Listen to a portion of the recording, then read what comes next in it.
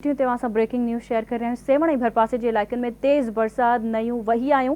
मंछरनि में पानी जी सतह 112 foot 6 inch ताईं पहुची वई।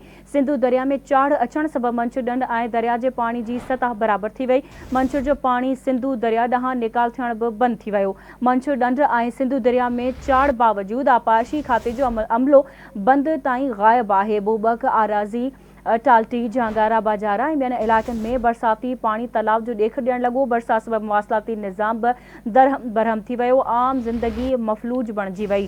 सेवण ऐं भरपासे जे इलाइक़नि में तेज़ बरसात नयूं वही आयूं। मंछडंड में पानी जी सतह 112 6 इंच ताईं पहुची वई आहे। सिंधु दरिया में चाड़ सबबि मंछडंड ऐं दरिया जे पानी जी सतह बराबरि थी वई आहे।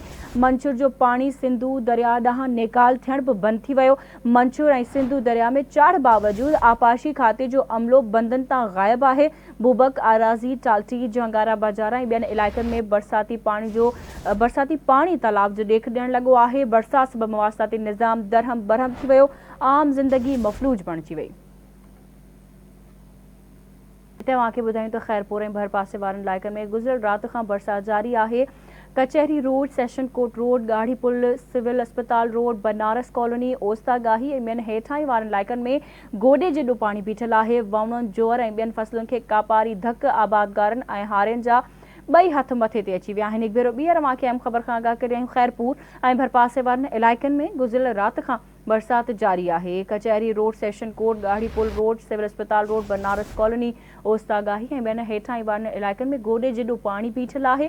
वाउणनि, जोअर ऐं ॿियनि फसलुनि खे कापारी धक आबादगारनि ऐं हारियुनि जा हथ मथे ते अची विया आहिनि। अहम ख़बर मां सां शेयर करे ख़ैरपुर ऐं भरपासे वारनि इलाइक़नि में गुज़िरियल राति खां बरसात जारी आहे। कचहरी रोड, सेशन रोड ऐं गाढ़ी पुल रोड, सिविल अस्पताल रोड, बनारस कॉलोनी, ओस्ता गाही ऐं ॿियनि हेठाहीं वारनि इलाइक़नि में गोॾे जेॾो पाणी बीठी वियो आहे।